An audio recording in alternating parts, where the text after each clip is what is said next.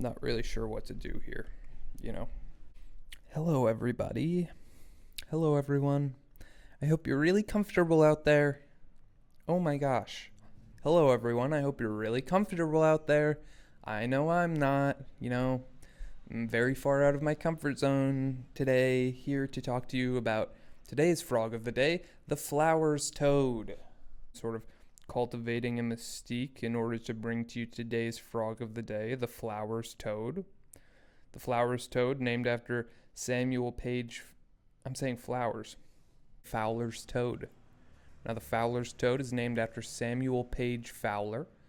He was a New Jersey congressman, a naturalist, a mineralist in the 1800s. He was the first to see this toad. I don't know that he deserves a namesake, but that's sort of how they do this. The Fowler's toad is an Anexarius fowleri. It's in the taxon. Blah, blah, blah. The Flowers toad is a North American toad. Let's see. Hello, everyone. This is a nightmare.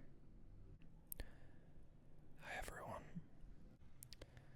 Listen, guys, this is really tough. This is not easy. All these videos you click through all day, I don't know who's making them. But for real, this is hard. But I'm going to power through it and share with y'all the frog of the day, the Fowler's toad.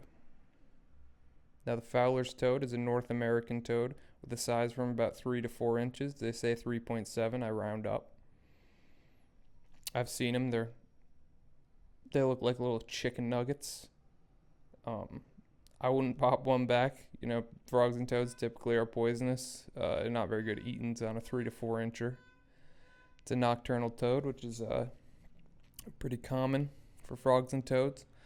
They're most active in spring and fall, and they maintain large populations even around human activity.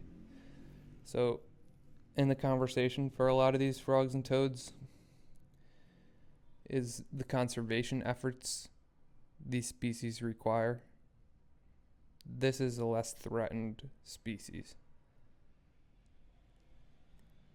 In my reference, the Frogs and Toads Pocket Guide of Pennsylvania, which is available on PA Heritage's website, it says there's no evidence of them hybridizing with their cousin, the American toad. But online, it seems to come up that there may be hybrids between the Woodhouser frog and the American toad. The Fowler's toad. I keep wanting to say flowers. The Fowler's toad is a true toad, which means it's in the Buffoni family, something like that. What am I supposed to make this interesting the whole time? They call in spring and summer with what is described as a whirring trill, lower in tone than that of the American toad. Although they take advantage of seasonal pools, they don't always mate in seasonal pools. They're known to lay eggs in long strings, about 7,000 to 10,000 at a time, in and around the edges of ponds, seasonal pools, rivers, small lakes, that sort of thing.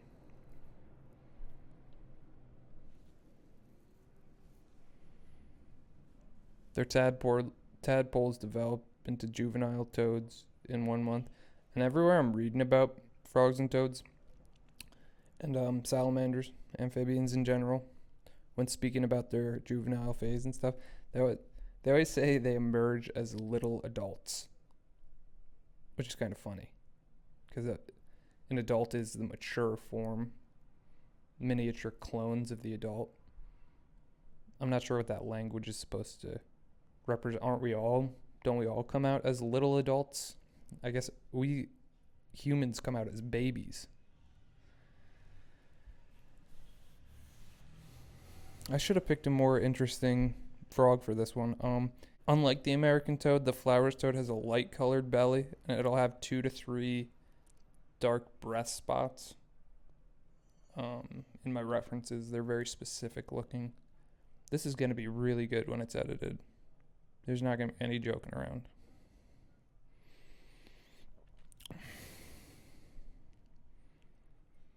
Well, that's got to be it for now. Let me see how this video came out. This is a trip, guys. This is the amount of wires that are involved at this point is not really light work. I thought this would be. I moved around my whole setup for this.